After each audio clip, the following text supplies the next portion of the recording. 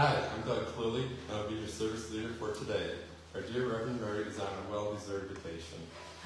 So, welcome to the fellowship. All those here and on our Facebook friends watching, thank you for joining us today.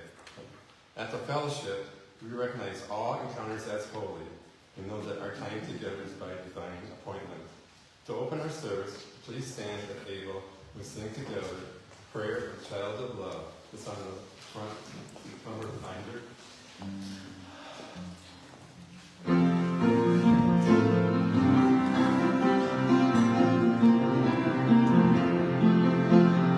Father, God, your King.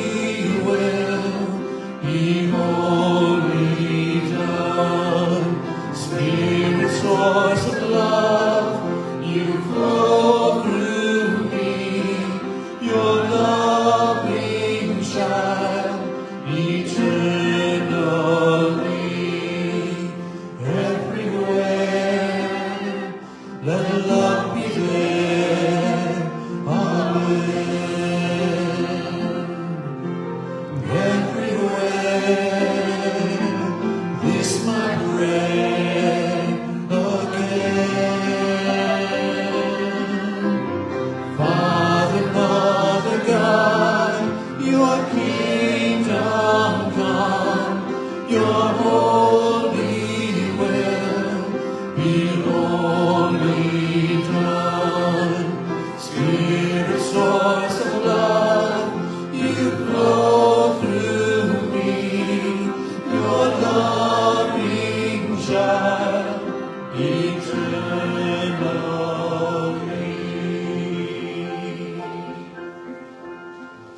Thank you. That was wonderful.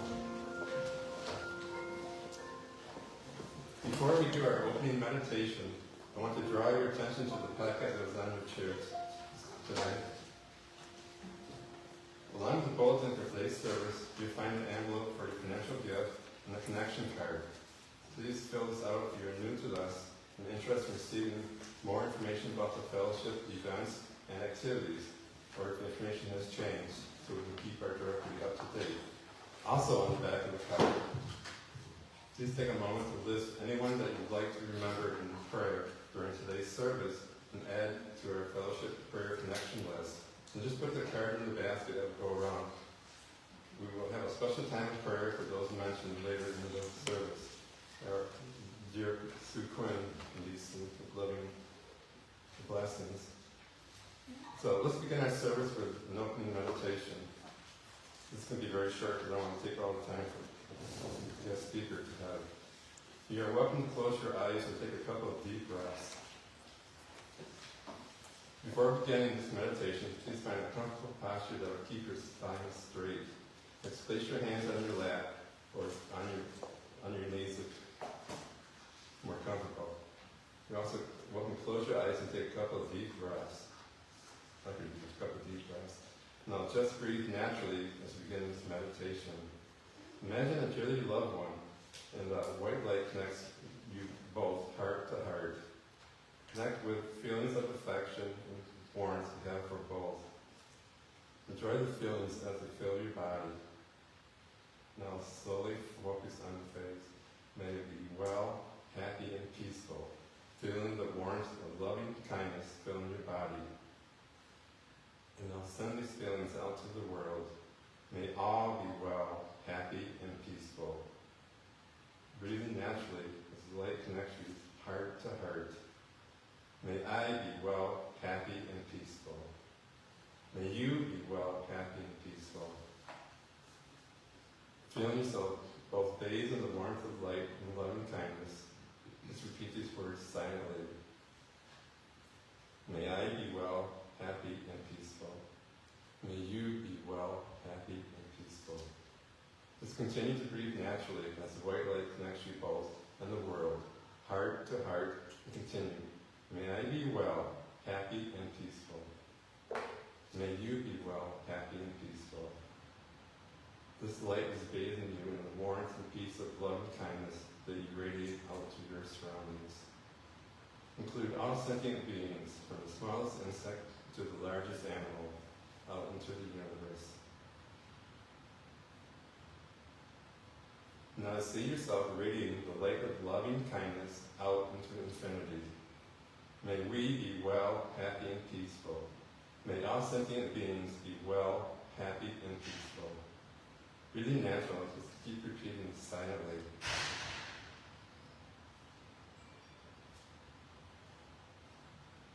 And so, may we be well, happy, and peaceful. May all beings be well, happy, and peaceful. Slowly open your eyes. Thank you so much. I have a brief reading. It's from our Course in Miracles, lesson number 21. I am determined to see things differently. What I see now are about signs of disease, disaster, and death. This cannot be what God created for his beloved Son. The very fact that I see such things is proof that I do not understand God.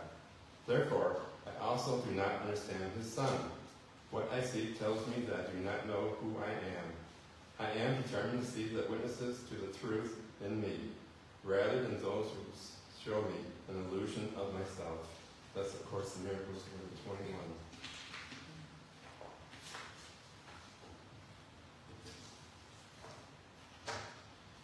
And so now we've got our special music. Please welcome Matt and Steve.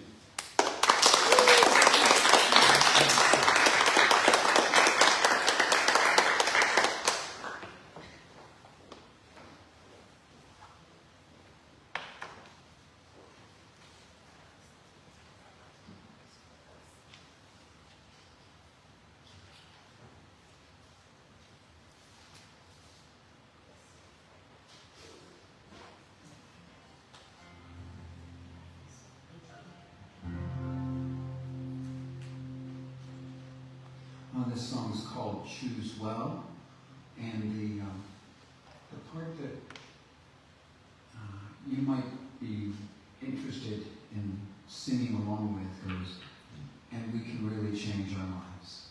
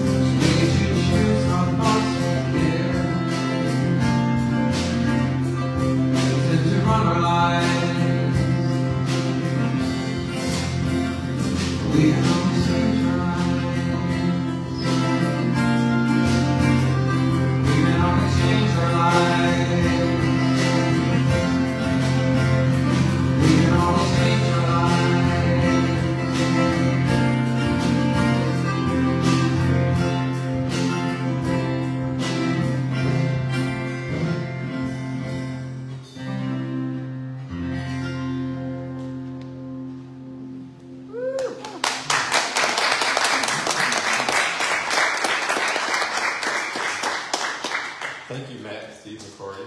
Now we have another wonderful song called God Goes With Me. It's on page 13. Please stay standing after the songs and do what you want to say, whatever you feel most comfortable with.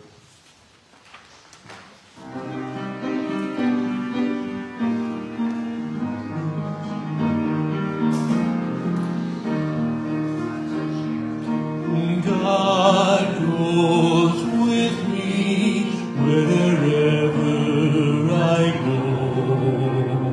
God is my strength, vision is His gift. God is my soul.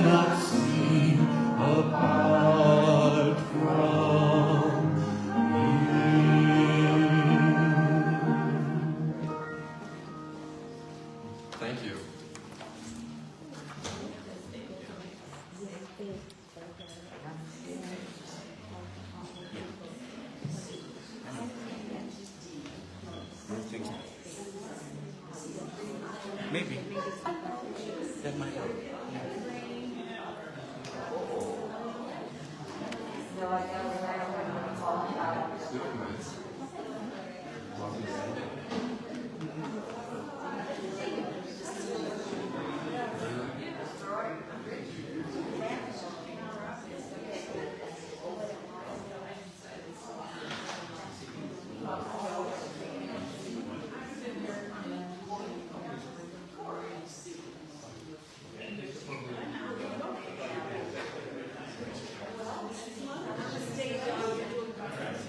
Thank you.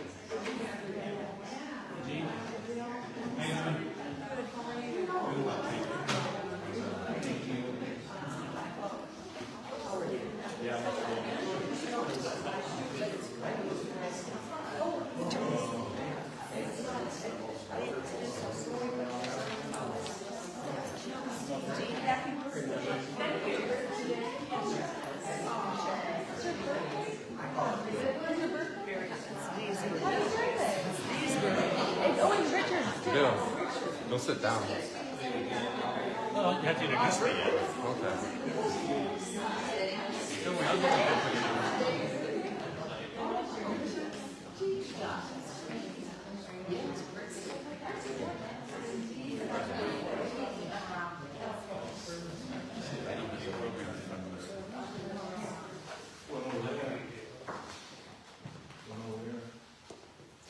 Now it's time for our guest speaker, Bill Dietrich.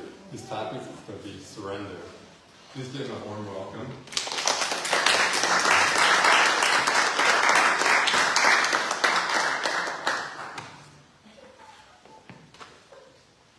Hi.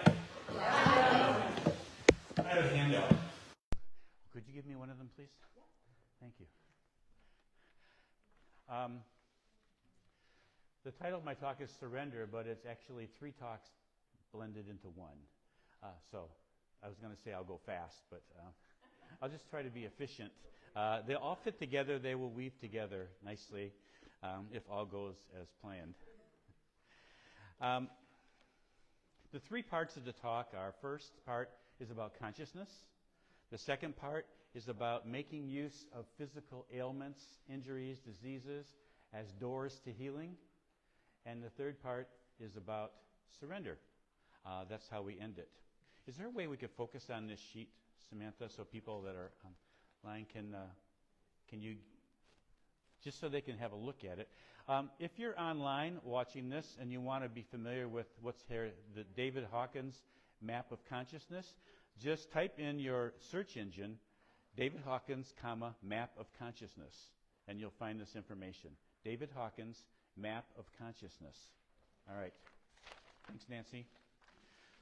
So I'll start there. I'm not going to go into the academics of the state of the states of consciousness. I want to use this as a reference point. And if you're interested in finding out how Hawkins came into this, then you'll have to look it up yourself. I find it to be a very useful tool. If you look at the bottom of the list, you see the word shame. When we're in the consciousness of shame, that is the lowest energetic state, which means you're basically not motivated to do much of anything, and you're definitely not creative. Then you move up to guilt, apathy, grief, fear, desire, anger, pride. Courage is the first state we come to that is life-affirming, or what you might say is positive. All the ones below courage, below 200, which is the numerical value that was assigned, all of those are what you would call non-life-affirming, or you may say negative. And what you see to the right is the emotional state that goes with each one. If you're in a place of shame, it's about humiliation. If you're in a place of guilt, it's about blame. Apathy is despair. Grief is regret. Fear is anxiety. Desire is craving. Anger is hate. Pride is scorn. Courage is affirmation. We are affirming ourselves.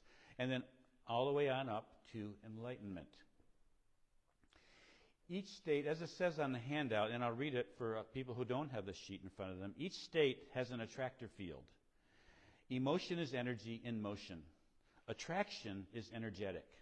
The predominant state of consciousness and corresponding emotional state, that is, for example, guilt, and the corresponding emotional state is blame, that causes you to perceive your life and your relationships with that lens. In other words, if you're in guilt, you see everything in terms of guilt and whatever state you might be in. It draws to you people, conditions, and events that are limited by the extent of your awareness. Your awareness is limited by your field of consciousness. Your choices, then, are restricted by your level of consciousness, by the boundaries of your awareness. And so if you look back in your past and you say, wow, I shouldn't have done that, odds are better choices were not in your repertoire at that time because you were at a different level of consciousness. Now, these are general states, and according to Hawkins' research, half the people in the United States are at 200 or above. But in the world, 22% of the people are at 200 or above. However, what he doesn't really talk about there is that although probably all of you are at 200 or above, because you wouldn't be sitting here if you weren't, you have identities inside of you, parts that are unhealed, that are of these lower states of consciousness, and they show up. We all have them. Even people who are bordering on enlightenment have them. I have a friend right now who is, he's really up there, probably around 540, 600. He lives in Australia, is a teacher, well-respected. He's going through a horrendous illness right now, but he keeps writing about how he's using it to heal what's really going on.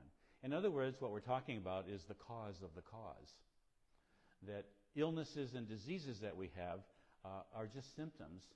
The deeper cause is emotional or energetic. All right, so I think what I'll do now is go to talking about the second part. And I may jump back and forth between parts 1, 2, and 3. Part 2 is about using injuries, illnesses, etc., as doorways to healing. For myself, I've been taking note of aches and pains. And I've had several people over the last few months tell me, oh, it's really tough getting old, these aches and pains and diseases. And there's something in me that rebels against that statement, that tells me it's not true. It's not about getting old. It's about stuff piling up. It's about unresolved stuff piling up and now showing up as physical symptoms in our bodies. According to A Course of Love, all physical disease is rejection of feelings. According to David Hawkins' work, same thing. David Hawkins had over 20 different diseases in his body. It was so bad that when he went to a restaurant, all he could eat was lettuce. Everything else affected him. He healed every one of them in his mind, and he became well. Lived into his 80s, mid-80s, excuse me, which was pretty good since at 38 he just about died. Anyway, and a lot of other writings will show you that all physical disease has an emotional basis. So for me, it's like, okay, instead of accepting these aches and pains and injuries as normal, how about if I use them as doorways to healing, as to healing what's really going on, not just the symptom?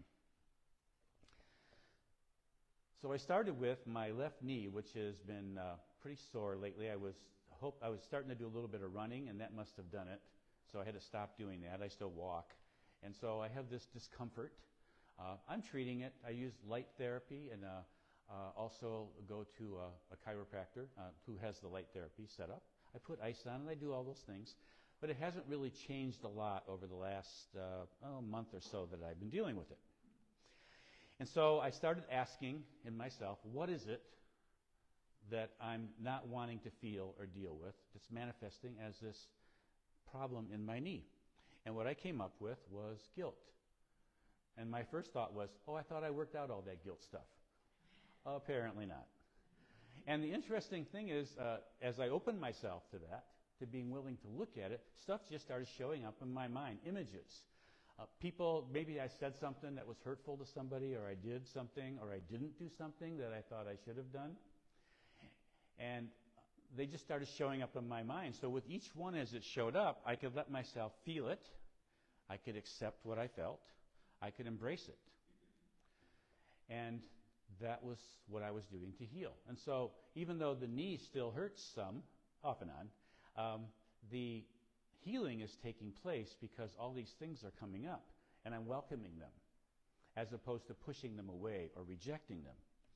Now, we were at our stretching class on Monday night a few weeks ago, and I was telling Julie about this, and she informed me that in the writings of Louise Hay, that if you have knee problems, it's because of stubbornness. And so my thought was, who, me? Anyway, I'm working on that too. Because stubbornness would fall under, if you look at the list, pride. So I'm definitely, and I know there's some pride in there that I'm working with. So how do we know when guilt is at work? Guilt is a strange thing. It's not your friend. If you look at the quote I have at the bottom of the page from A Course in Miracles, as long as you believe in that guilt is justified in any way, in anyone, whatever he may do, you will not look within, where you would always find atonement. The end of guilt will never come as long as you believe there is a reason for it. For you must learn that guilt is always totally insane and has no reason. Keep that in mind, please, next time you feel guilty. So we can let it go. We have this thing in our culture, maybe a lot of world cultures, that people do things that are not okay, they must be punished. And that is what guilt is. It's a call for punishment. And here's the thing. I see a lot of guilt going around. I see people wanting or desiring for other people to be punished, especially public figures. Oh, I can't wait till that person goes to jail or whatever. That, my friends, is your projection of guilt. It's not justice. Justice is not your job. It's the universe's job. And I've done it too, of course, and I have to watch that. But when you are wanting someone to be punished, wanting someone to pay for whatever you think they did, that's projecting you, your guilt. And so calling for them to be punished is a call for yourself to be punished. As it says in the New Testament, judge not, or you will be judged. The more you judge, the more it comes right back to you. So what do you do instead?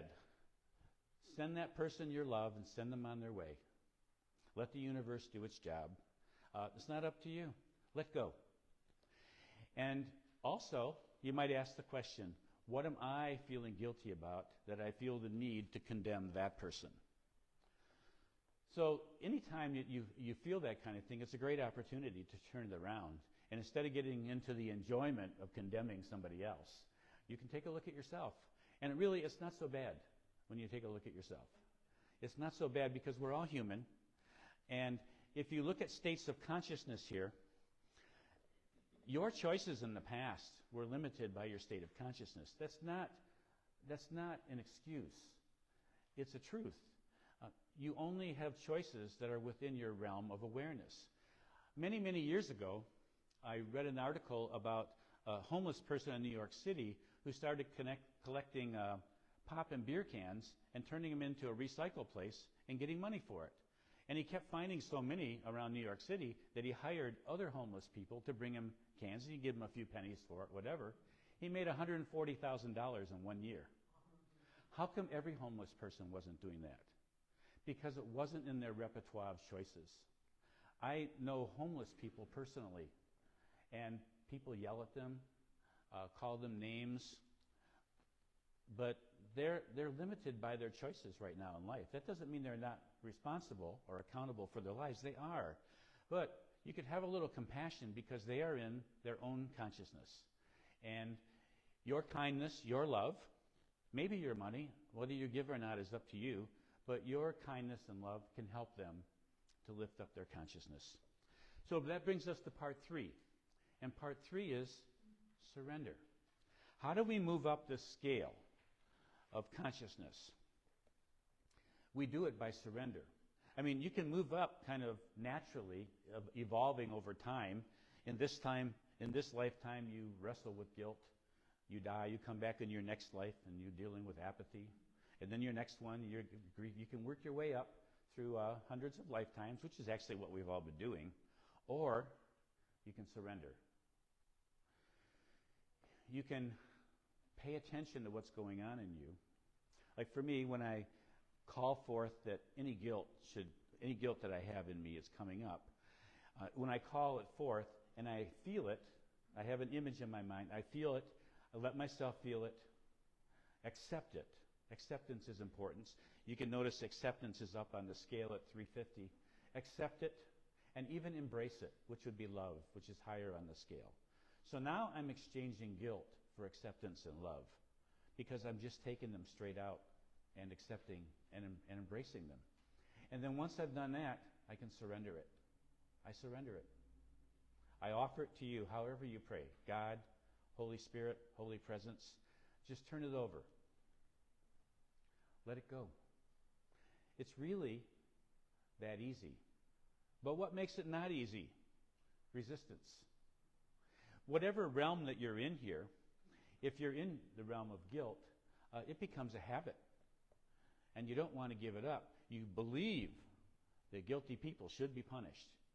And that especially applies to you. So you punish yourself. And you call for punishment for yourself. And the question is, why do you want to live that way? Why live that way when you don't have to? Odds are you've already paid for things that you've done in the past that you feel guilty.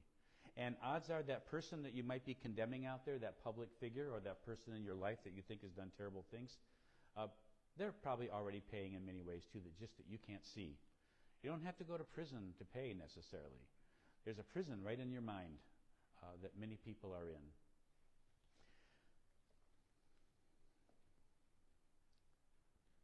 All right. In A Course in Miracles, it says that the thought system you want to be true is what's true for you. That perception is a mirror. When you surrender, it's not just a change in perception. You're changing from perception to vision. Perception is the ego. So I can perceive the world through guilt and work my way up to anger, which is much more energetic and powerful, or to pride, or maybe even to courage. Maybe I can get there. It's a change in perception. I'm still in my ego. I'm still creating negative karma, whatever you want to call it, for myself. So what I can do instead is let go and let the higher mind, that is not some outside force, but is inside of me, that's within me and all around me, call it the presence of God within me, all around me. I can call upon that to help me see it with vision as opposed to just perception. Does that make sense?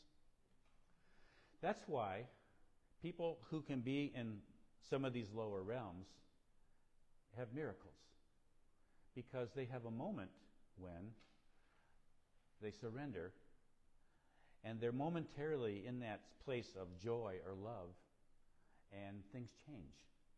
A relationship shifts, a physical disease begins to heal, or something else happens that they didn't expect, and we call that a miracle. In A Course in Miracles, they call that the holy instant. It's an instant when there's no fear present, and there's only love. And as it says in the chapter, and I'm talking about chapter 27, the healing example, it says in there that the healing or the change to this higher level consciousness does not have to be permanent for you to heal. That if it's only for an instant, if only for an instant you can drive out all fear and have only love, you can heal something. And then you might kind of go back to your level of consciousness, but you've healed something. You have other things to deal with, of course. So you don't have to get to this stage of this high level here permanently to create healing in your body or anywhere in your life. It can be in a momentary, a moment when you totally surrender. When you let go of all your ego needs, of all your need to lay guilt or blame, all your need for whatever these negative emotional states are. when you can let go of those needs and just be open to receive. So what I find myself doing as I call for these instances of guilt and stubbornness for them to come up is I catch myself at it. I sit with it, walk with it wherever I am. I let it come up. I feel it. I accept it. I embrace it. I surrender it, which means I'm spending my whole day surrendering. Well, not every minute, because I forget about it for a couple hours, but then it comes back. But I've made it my goal to spend my day surrendering, because this is my little experiment. The knee is just superficial. I mean, I want it to heal. I want to be able to do all the things I like to do without having a sore knee. So when I see that, that's the manifestation showing me that I've succeeded, that I have surrendered that part of me that's creating this. And so it's not so much about the knee, it's that the knee is kind of like the reward, if that makes sense. We want to heal stuff, but we have to realize, I think, that the real healing is deeper, that it's in your consciousness, in your soul. And then when that healing takes place, then the source for the physical malady is no longer present. There's no source for it anymore. And so typically, not always, but typically, the physical heals also. Sometimes people are so sick, they've been through all kinds of things, and they get to a point where they heal on the inside, but then they still die because they're just ready for that. They've healed, but it's time to go. It's like, okay, I've had enough. I've had enough of this. So I'm not standing up here guaranteeing that if you surrender, that if you work with your issues and you surrender, that you're going to physically heal. I'm telling you that it's a distinct possibility and that it happens. I've known people personally who were given terminal cancer diagnoses, who practiced forgiveness or changed something in how they looked at their life, and their disease went away.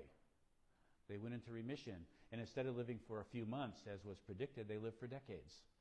You've probably heard of that too, haven't you? It happens. The evidence is out there. So the human body is amazing because the human mind is amazing. The mind creates the body. The body is the manifestation of the mind. So whatever you're holding in mind, even subconsciously, is manifesting in your body. So use that. So that would be my summary then. My summary is that first, recognize that there are levels of consciousness and that you are probably at a fairly high level compared to most of the world. Don't pat yourself on the back for that or get a big head. It doesn't make you better than the other people out there. It just means you've done some work. And I'm pretty sure everyone sitting here has done some work in terms of forgiveness, in terms of letting go, all that kind of stuff. Prayer, affirmation, all the different things that you do. So you've done some work and it's paying off. However, there are still parts of you, I'll call them identities within you, submerged in your consciousness, that will now be manifesting, and sometimes those manifest as aches and pains and injuries and illnesses in your body. Or it could be stuff in your relationships too, but that's another talk. But in your body, and so when something comes up, give thanks for it. Thank you for this sore knee, because it's allowing me to go within and to heal the cause of the cause. Now, if you have trouble doing that, I know there are healers who work with the cause of the cause. There's an esoteric healing methodology called the cause of the cause. But if you know some, not all esoteric healers know how to do it, but some do. So if you can find one, that would be great. And other people, they don't call it esoteric healing, but they help you do that. So if that works, then look for somebody who will do that. Ask around. Right now, I've not worked with anybody on that, but so far I'm making progress. Doesn't mean I won't work with somebody, because if I want to accelerate, that would be a way to do it, to get help and have somebody move a little faster through this. I'm always impatient about this kind of stuff. I remember going to a therapist once probably the wisest one I ever went to. After a few minutes of talking with me, she looked at me and she says, "You want to solve everything on the first visit, don't you?" And I said, "Well, yeah, why drag it out?" And that was true. It's like, talk therapy, I don't need to go for years. Let's just do it all right now. Of course, it doesn't always work that way. But I could still want that, right? Anyway, so part one, again, is being aware of your level of consciousness. You can look at this chart to see where you're at the moment. And knowing that you're probably at a fairly good level, but you have these other ones that show up. Part two is use these physical maladies, injuries, etc., to your advantage. Welcome them, give thanks for them, and ask and listen then in prayer or intuitively for what is the cause of the cause? What's going on here? And let those things come up, accept them, embrace them, and then the final step, surrender. Let them go. Turn it all over. And so you can do that with everything related. Every time I feel myself offering a judgment, I surrender it. Every time I feel myself getting into some kind of negative fantasy, I surrender it. And I'm just going to keep on doing that. Sometimes I miss, like old habits, you know. Some time will go by and my mind will go a certain place. And, I forgot to surrender. I better get started again. So you stop, you just get started again. You fall off the wagon, get back on it. Keep surrendering. So that's my message to you, is that you have to feel it to heal it. You have to be willing to look inside yourself and to do that without judgment, to do that with love, and to surrender. Thank you.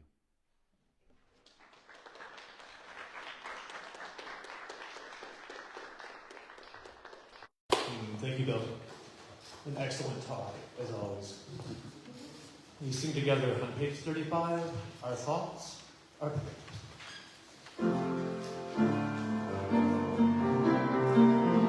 Our thoughts are prayers, and we are always praying. Our thoughts are prayers. Take charge of what you're saying. Seek a higher consciousness, a state of peacefulness, and know that God is always there. And every thought becomes a prayer.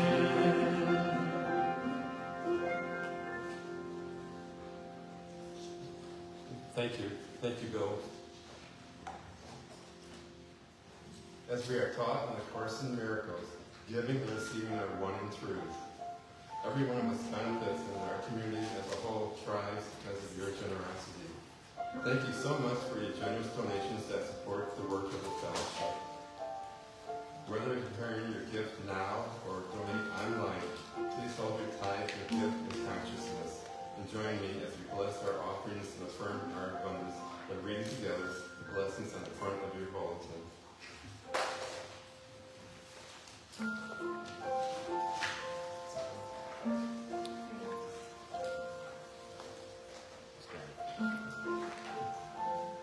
The light of divine love shines eternally, blessing and multiplying our tithes and offerings. I joyously give, knowing I always have enough to share and to spare.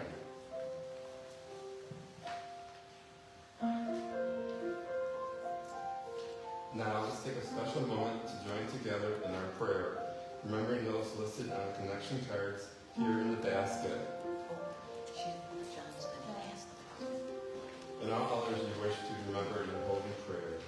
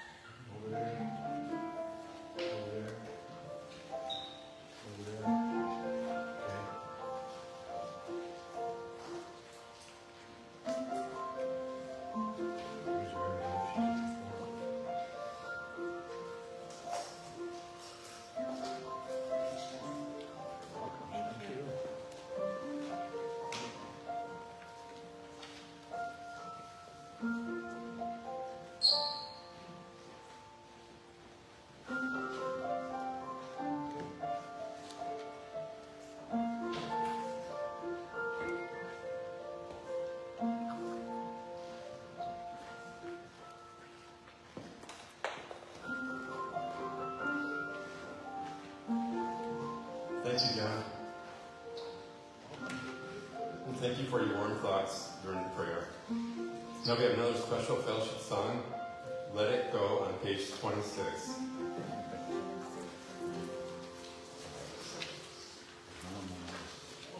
Number 26.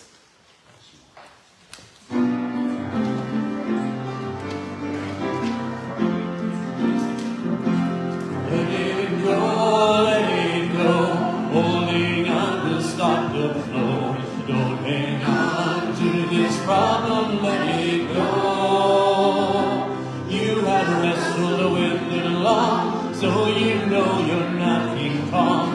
Let this problem have its freedom, let it go. We think we know the secret of how things ought to be. Our dreams and schemes important to our personality. But when things just aren't working out, then hit the down.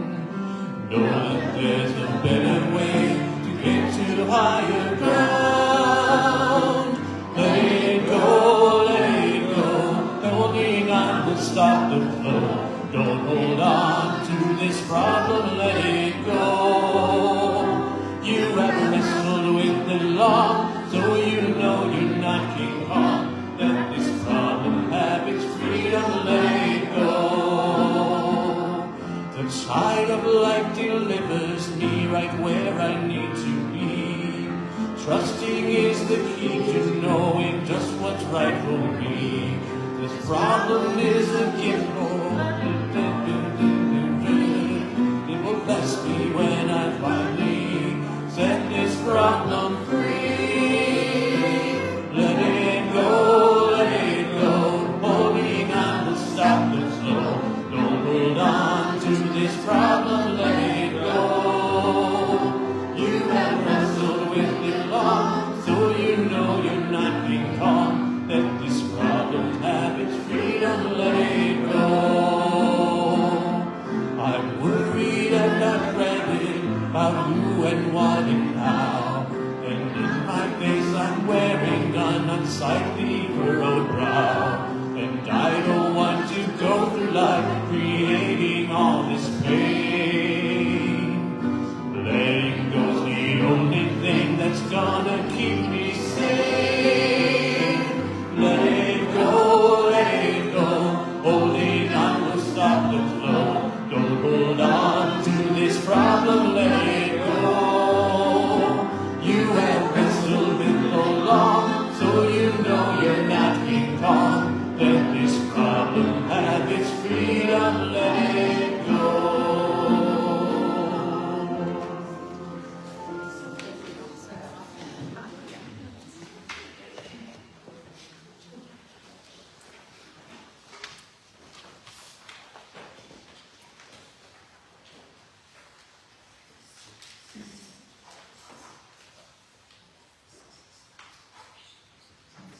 I understand that one of our favorite fellowship for today people has a birthday today. Two people? Yesterday. Yesterday. Two people, We would still like to say happy birthday to you. It's plural. Yes. No. Happy birthday to you. Happy birthday to you. Happy birthday to Richard. Happy birthday to you.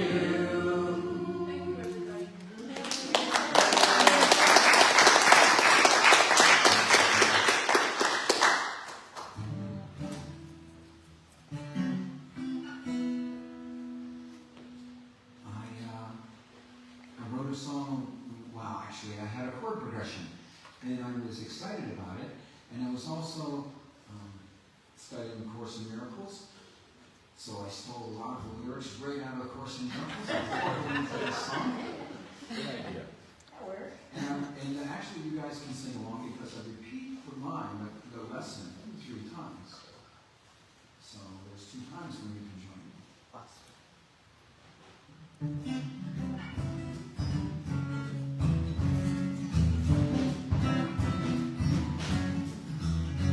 I choose the joy that God set free. Choose the joy of God set free. I choose the joy of God set free. We are so close to our home. We are so close to our home. I place the future in the hands of God. I place the future in the hands of God. I place the future in the hands of God. We are so close to our home. We are so close to our home. On this day I choose to spend in peace. This day I choose to spend in perfect peace.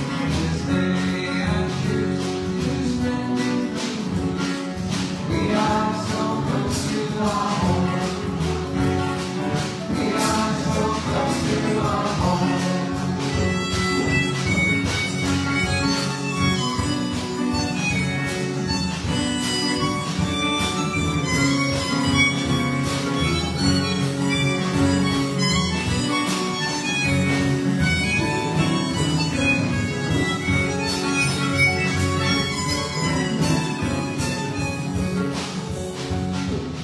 All that we need is waiting in the sun. All that we need is waiting in the sun. All that we need is waiting in the sun. We are so close to our home. We are so close to our home. If any then all is better than right now.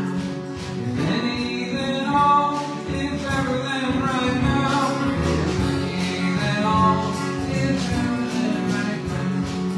We are so close to our home. We are so close to our home. We are so close to our home.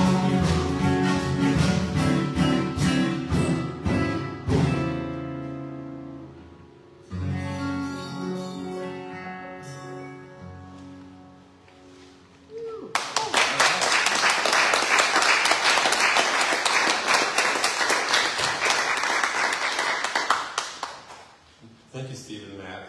Now some quick announcements. We have our Deaf Cafe on Saturday, August 19th at 2 p.m. It's going to be at the Fellowship office. Our sound bath with Julie Ross is on Wednesday, August 23rd at the Fellowship office. And Healing Movements with our own Reverend Julie Dillon. It's at 6 o'clock. Are there any other announcements? On Mondays. On Monday. On Mondays. Yeah. 6:30? 6. Any announcements? Okay. Well, thank you all for another great service. All those here and watching on Facebook, thank you again for joining us. Thank you, Matt, Steve, Corey, Bill, and of course, our IT person, Samantha. And Doug. Thank you,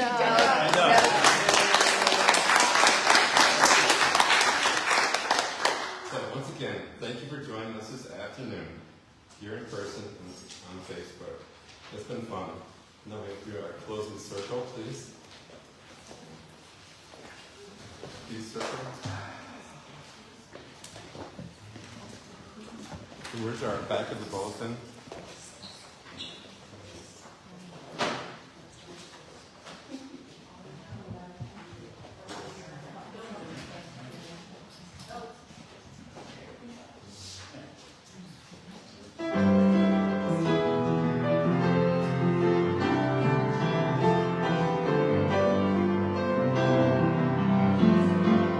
Let there be peace on earth and let it